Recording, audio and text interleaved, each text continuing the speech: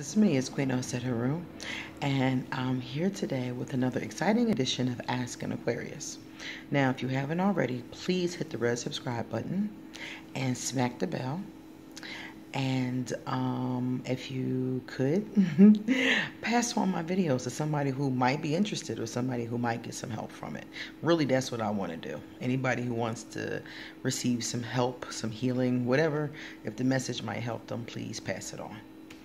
Okay, so today somebody asked me a question. This is a member of the pagan community. So for those of you who don't know what pagans are anybody basically who are not in one of the Abrahamic traditions. The Abrahamic spiritual traditions are Judaism, Islam, and Christianity. They all have similar roots and they're cropped up in a similar area in a similar time. And those are the only ones that are not considered under the blanket of pagan. And that's because that was the name that they gave us. So anybody who's not Jewish, Muslim, or Christian is a pagan. So if you're Buddhist, if you're Yoruba, if you're into Santeria, if you're anything that's not one of those three, that's what they call us, pagans. So some people use it as a negative term, but it's really not. It's just a group of people. And the original word meant hill dweller. So it was the people that lived up in the hills, basically. The people that lived in the hills studied and practiced a different kind of spiritual system, and they called them pagans. So now it's more of like just a blanket term that people use. So a member of the community asked me why I didn't talk more about magic, about potions, about spells, about rituals, things along those lines. And I do talk about those things, I mention them whenever they come up. But most of the time, you will come to find that my talks are about healing. And he was saying that he did notice that. And he was asking me, why such a strong emphasis on healing? And that's because, I'm going to tell you guys why. If you close your eyes right now and you think about people that you know in your own life or people that you see online or on television, if you think about the people who have the hardest time being successful, the hardest time making their life work for them, whatever their version of success is. So, for example, somebody who has been trying to find a life partner for the past 15 years but never seems to find a good person, is always in and out of bad relationships. Or somebody who's been trying to start this business for the past 10 years and never seems to get it off the ground. Or people who have multiple issues going on at once, but basically their life is not working for them. They may have problems with people, arguments, cops coming, their life is just not working for them. They're unhappy, you can tell sometimes visually that they're unhappy. And if you think about those people, the one thing that they all have in common is something is hurting their heart.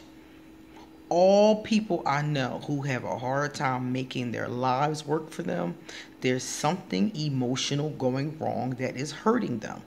I'll give you a perfect example. Watch that show Intervention. When I used to live in the States, I watched Intervention all the time. I thought it was fascinating. And one of the things that you'll notice when you watch the show is that the people, every last person, has a long story about hurt. All of them. I'm not even going to say all of them, but everyone I saw, and I saw a lot of them. I used to watch the marathons, and every last one of the ones that I was witness to was somebody who had a hurt, a wound, something that was not healed. Every person I know personally who has a hard time manifesting what they want has a wound that has gone unhealed. So most of the time, the things that I talk to you guys about are about things that can heal yourself and others. Because it'll be easier for you to manifest, to do magic, to do rituals, to do law of attraction, to just set goals, whatever you are doing that you want to bring into your life that's positive, it'd be easier to do from a healed space. Some things are almost impossible to do if you're not coming from a healed space. because your vibration is going to keep on drawing what you don't want. So, for example, if you have a pained heart chakra, you had something happen to you when you were young, and these almost always go back to childhood. Like these heart chakra trauma, these what they call trauma wounds, go back a lot of times to somebody's childhood. And like I said, we watch them on intervention, and we hear these long stories about how the person was molested, how they went through incest, how the parents weren't there for them, how they were abandoned, how they were in the orphanage, how, their dad always called them fat. It's always something traumatic or negative that happened to them, and they have not healed it. So then they have the hardest time being able to manifest the life that they want. And like I said before, we all have examples of this. The kid who's neglected by their father, and they grow up to be a heroin addict, because what happens is that when we're abused in any kind of way, we develop a lot of times unproductive mechanisms to deal with it. Sometimes we get positive, productive ones too, but most of us, when a trauma is introduced, we come up with some kind of way to deal with it. So if we're being neglected, a lot of times we just check out. We just kind of check out of our lives. We kind of just, get lost in fantasy, TV, whatever. Especially as a kid, we just check out. And then other kids don't check out. Other kids choose to do, they try to get their parents' love and affection by being a really good kid or having really good grades.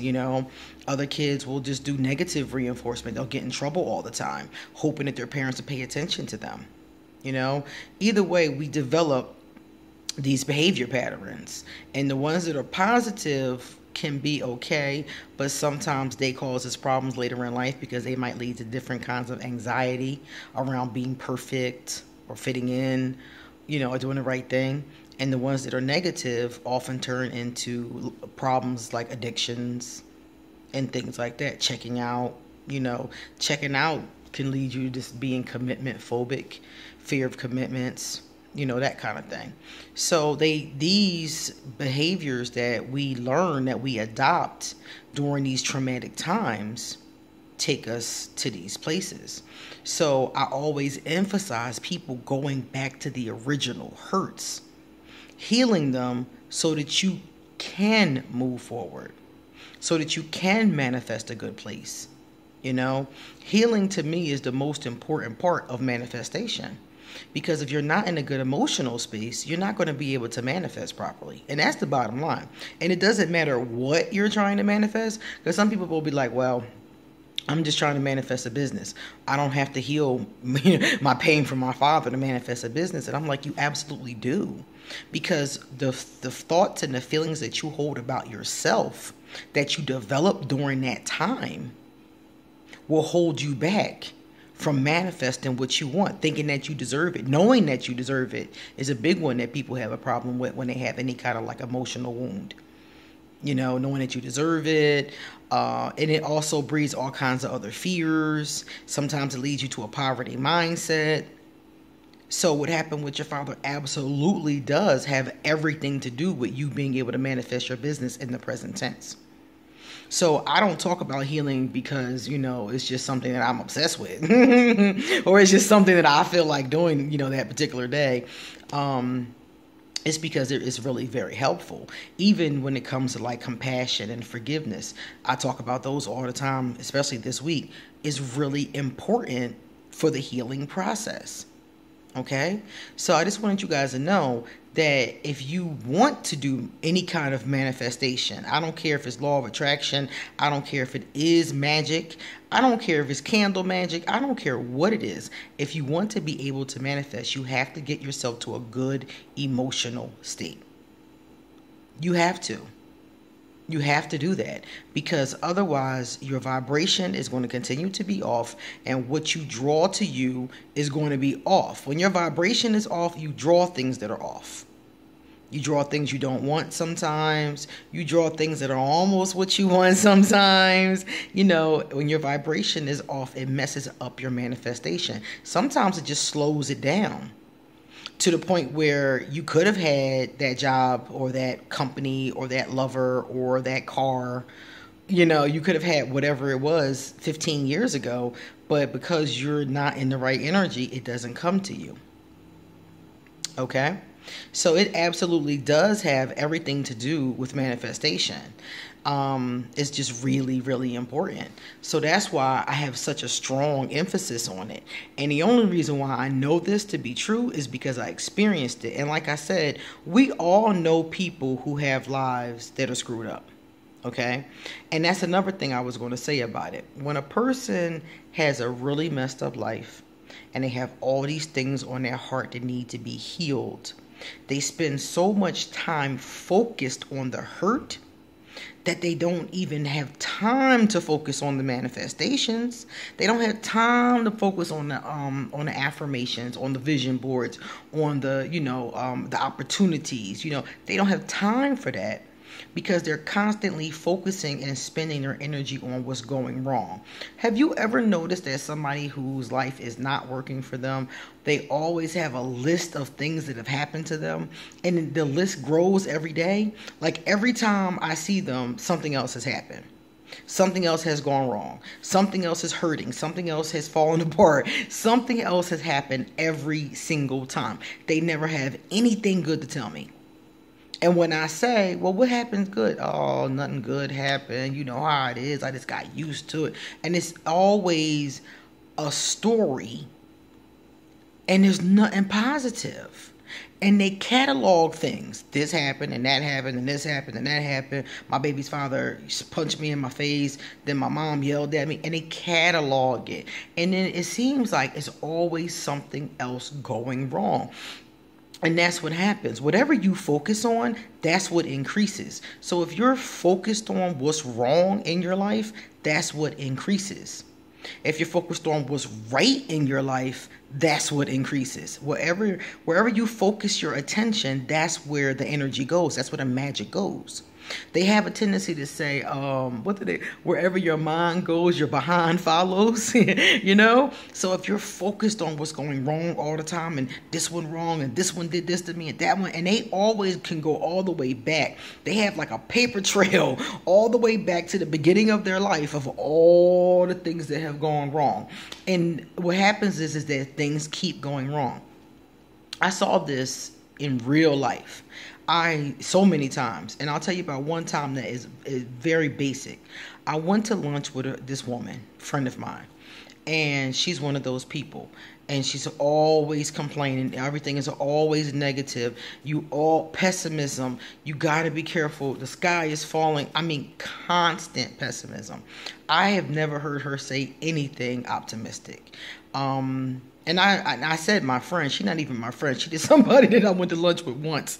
Because after that, I was like, whoo, Lord.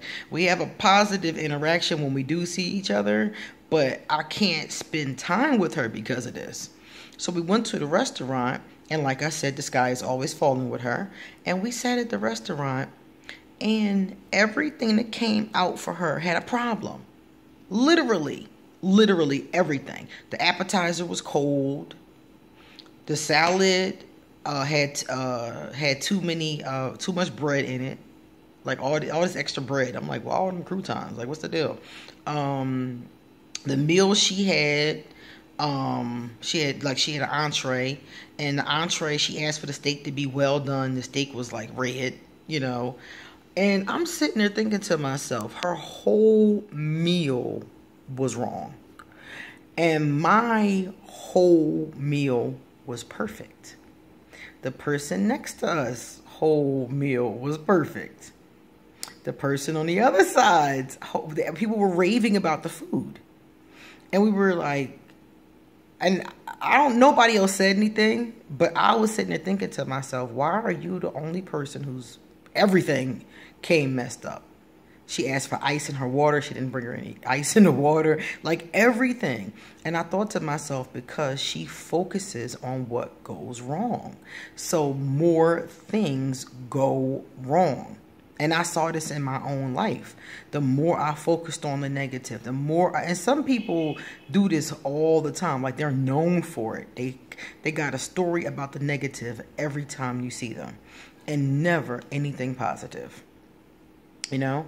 So that's why I said those kinds of people have a hard time focusing on what's positive, because they're hurting all the time. It's almost impossible to even think about positive when you're hurting all the time. When your heart chakra is aching all the time, when you compare yourself to other people all the time, you know, when something's going wrong, falling apart all the time, it's really hard. So that's why I emphasize healing. Healing is, to me, the most important part of any type of manifestation. And I've never met a successful person who wasn't in a good emotional state. Never. Everybody that I meet who's neurotic, overly emotional, which Aquarius hate all of this, overly emotional, neurotic, snapping on people for no reason, moody, all those kind of energies are always in either fluctuating emotional states or negative, unhappy, sorrow-filled emotional states, more often than not. And those people I feel so bad for, because they're never able to reach their heights. Some of them can't even make it happen. And some of them are brilliant. They're talented. They have great contributions for the world, but they have a hard time manifesting anything because they're aching all the time. So if you're one of those people and you're having a hard time manifesting what you want into your life, take a look at your emotional state. Check your emotional state. And if you see that it's screwed up, start to heal it, because that's going to be the first step in growth, in change, in manifestation. Okay? That's one thing I always say. I never take advice from someone whose life is not working for them. Never. I'm always like, if your life don't work for you, you can't help me make my life work for me. And I figured that out when I first got into this kind of thing. Because everybody's going to give you advice. You're going to hear gurus from around the world give you advice on everything from auras to candle magic. But the first question I always ask myself is this person happy? Are they successful? At least do they appear to be, because you know we can never really tell. But do they appear to be happy? Do they appear to be successful? Does their life appear to be working for them? Does their own advice appear to be working for them? And then if it is, I'm willing to listen and take it.